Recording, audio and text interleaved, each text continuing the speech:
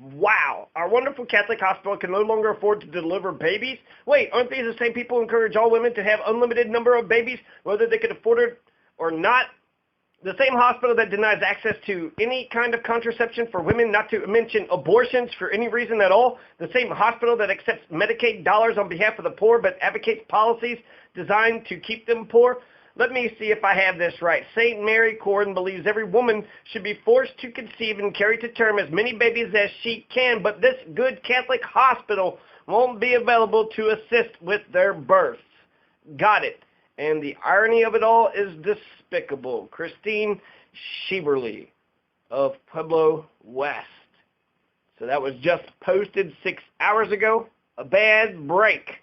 Here's another example of Pueblo City Schools D60 Board of Education making another bad decision. There was no school last week as the schools are closed for a fall.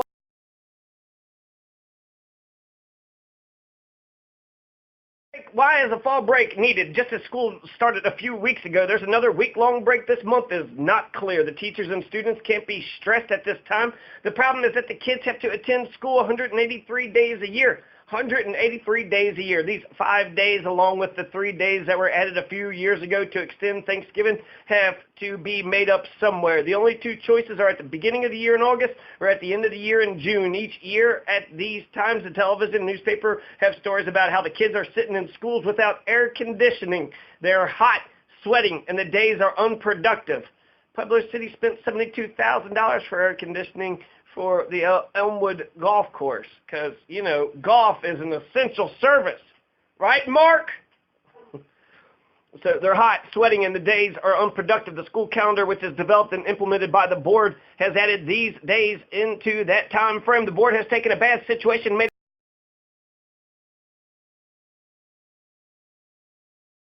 the school board has taken a bad situation, and they've made it worse.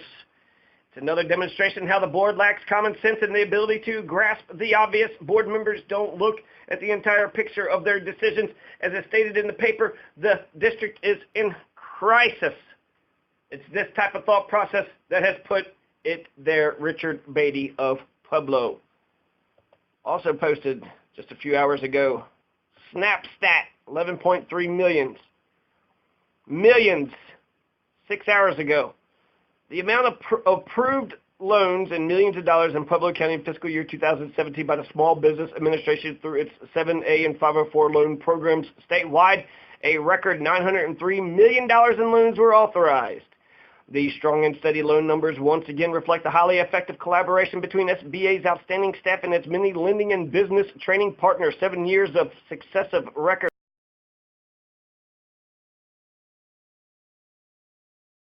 $1.3 million. That's the amount of approved loans in Pueblo County by the Small Business Administration. $11.3 million of the $903 million total. 2 clerks are absent as Election Day draws near. Election Day is less than 24 hours away, and yet local governments in 2 southern Colorado communities are going without their top election officers for very different reasons. And Pueblo City Clerk Gina Dutcher is retiring. Gina Dutcher is retiring. Interesting. Meanwhile, and that means they're going to have to decide a new city clerk.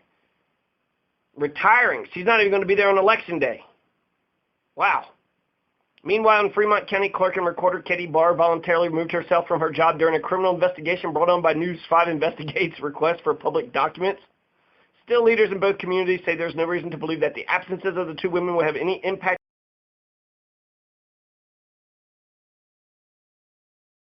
Pueblo Dutcher's official retirement will begin on November 30th. She has been a public servant since 1985, spending the last 22 years as the appointed city clerk.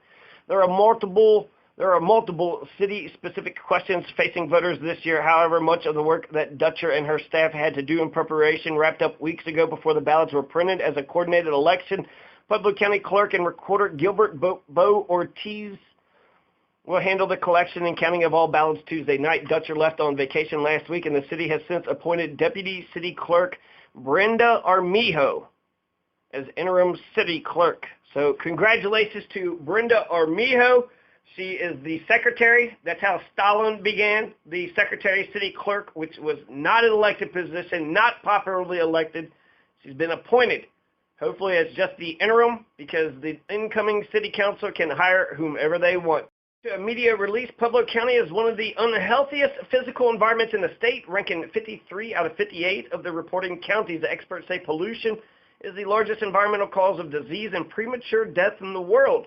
Members of the community are welcome to the Center for Health Progress in Pueblo to discuss how air pollution impacts the health of families in Pueblo. They will also review findings from the recent Pueblo Community Health Opinion Survey. The event is being led by a panel of local public health leaders. The event is being held on Wednesday, November 8th, tomorrow, 6 to 8 p.m. at the Patrick Lucero Library at 1315 East 7th Avenue in Pueblo City, Pueblo County, Colorado, USA. Pueblo businessman committed substantial tax evasion. Denver. A Pueblo businessman who played football for the University of Colorado decades ago has pleaded guilty to evasion. S. Galab owes $375,000 to the IRS. I plead guilty, Your Honor. He said he was a standout football player at South High School. U.S. District Judge Brooke Jackson was the judge, and he said he was guilty on a Wednesday. He admitted he'd paid cash from a safety deposit box for a $423,000 property near Steamboat Springs in 2008 while hiding large amounts of income from the IRS. Galab, 54-year-old James S. Galab, operated several businesses and admitted he used numerous means to evade taxes from 2006 to 2008. So just 2 years, our president hasn't even released his income taxes. When he was sentenced in September, guidelines recommended a sentence between 18 months and 24 months in prison plus a fine up to $40,000. So he hasn't, paid $375,000, but just a $40,000.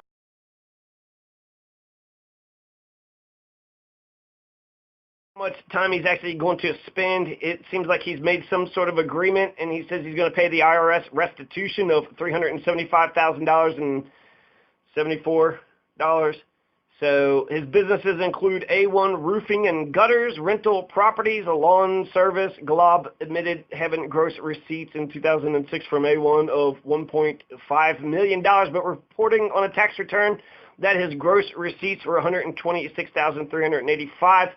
U.S. Attorney's Office for Colorado alleged Galab filed a 2007 individual income tax return that falsely reported his total compensation was $13,800. The IRS contends he had an individual taxable income of $586,000 from the rental properties that year.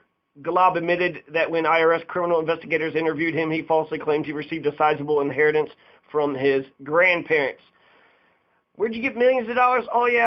9 Colorado cities that existed before the state of Colorado. The state of Colorado was eventually admitted into the Union, the United States of America, in August 1st. On August 1st, 1876, 9 Colorado cities existed, though, before the state did, including Denver. Denver existed 16 years prior.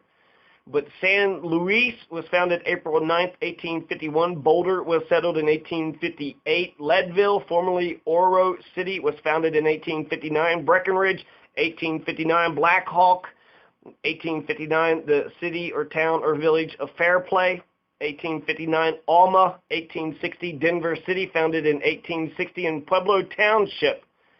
Pueblo, the city, the town, the village of Pueblo City, existed before Colorado State. Pueblo was here first, before Colorado. 1870, Pueblo was a nice, quaint, and humble township being ran by 5 trustees, including James Rice. In 1871, the country of Germany is founded. Finally, Otto von Bismarck consolidated, the Prussians consolidated all of Germany to become the nation state that it is today. In 1873, the Pueblo Township adopted the tyrannical mayoral system, and then all hell broke loose. James Rice was the first mayor of Pueblo City in 1873, and that's when the Great Panic happened. Pueblo City will go on to have a total of 23 mayors. And in 1876, 3 years after the first mayor of Pueblo City, the U.S. adopted Colorado State and Colorado's Constitution. Both Pueblo City and Denver is older than the state of Colorado and the country of Germany. Democracy, Democracy County, or Pueblo City? Which one came first? So Pueblo County is one of 64 counties in Colorado. The Pueblo County Courthouse is located inside of Pueblo City. Colorado City has just over 2,000 citizens. Pueblo West has a population of about 30,000. Pueblo City has 107,000. Pueblo County 165,000. That means Colorado City and Pueblo West have enough citizens to adopt their own brand spanking new charter. Get them some home rule autonomy. Get them some sovereignty. Get some autonomy and some sovereignty. That's the good shit. Get some independence. Declare your independence, Pueblo West. Declare your independence. Colorado City. Colorado is a state. Pueblo County has an elected sheriff. Pueblo City has an appointed police chief. In 2017, the city of Pueblo paid $72,000 for an air conditioner for Elmwood Golf Course Country Club. $72,000. The city of Pueblo, $72,000 for an air conditioner. One air conditioner, $72,000. What the fuck? It's like $250. Pueblo Sheriff Department, they get $34 million. Pueblo Police gets $28 million. It's $62 million total. They can't find enough pay, enough police, and $62 million. We're giving all of our money to the police. All the money is going to the police. My God, the police get taken care of. They're the only ones who get taken care of. Pueblo City's government is made up of 7 elected city council members, 3 at large, 4 districts who can hire and fire the chief executive, the city manager. Pueblo County has a commission form of government. Pueblo County is run by a triumvirate of 3 elected county commissioners who represent both the legislative and the executive. The city is a home rule city. Pueblo County is an administrative unit of the state. That's it. Just an administrative unit of the state. Pueblo County is. Pueblo City is its own thing. The county runs the elections. Smaller towns can submit ballot questions to the county for their specific respective citizens to vote on. Citizens in Pueblo City vote for county officials, but citizens in the county do not vote for city officials or issues. In 2017, there's 12 candidates running for city council, 5 candidates running for the city school board, and 5 ballot questions for Pueblo City. 4 ballot questions for the city, 1 question for the county. The county is trying to get the city to raise their own taxes and throw the fucking city in jail. Blood will run on the river Styx. The blood of Englishmen will run on the river Styx. Mark my words. River Styx in between Hades and the mortals, Zeus and the water board, the Civil Service Commission, the county school board were all non-competitive races. 21 of Pueblo City's last 23 water board and civil service races have been non-competitive. Why are we having these elections? Why do we continue to run this charade, this dog and pony shit show? Pueblo County has an operating budget of $171 million. Pueblo City has a budget of $82 million. Their budgets combined, $253 million. Pueblo City Schools D60 have a $131 million budget. Pueblo County Schools D70 operate a $106 million budget. Their budgets combined is $237 million. Pueblo County operates the biggest budget with $171 million. Second is D60, $131 million. Third, D70, $106 million. Pueblo City is the smallest budget of them all, with only $82 million. All their budgets combined is $490 million. Of the $82 million budget, the city's wastewater enterprise gets $22 million. Stormwater utility gets $3 million. Internal service funds, $6 million. Over $40 million of Pueblo City's budget goes towards public safety. Over 1/3 of the budget goes to Pueblo Police Department. Pueblo Police get $28 million, 38%. Pueblo Fire gets $16 million, 20%. In 2017, 54% of Pueblo City's $82 million budget went to public safety. 54%. In 1984, City Manager Fred Wise Board gave the Sperry Corporation $8 million of Pueblo City's money. They pocketed $6 million and said, sayonara. Just like Express Scripts did this year to Pueblo City. We're still doing this corporatist bullshit. $6 million. See you later, $6 million. Goodbye, Express Scripts. Goodbye, 500 jobs of 12 city-states or micro-states around the world today. Number 1, Singapore. Number 2, Monaco. Number 3, Vatican City. Number 4, Hong Kong. Number 5, Macau. Number 6, Dubai. Number 7, Abu Dhabi. Abu Dhabi is a real place. Number 8, Qatar. Number 9, Brunei. Number 10, Kuwait. Number 11, Bahrain. Number 12, Malta.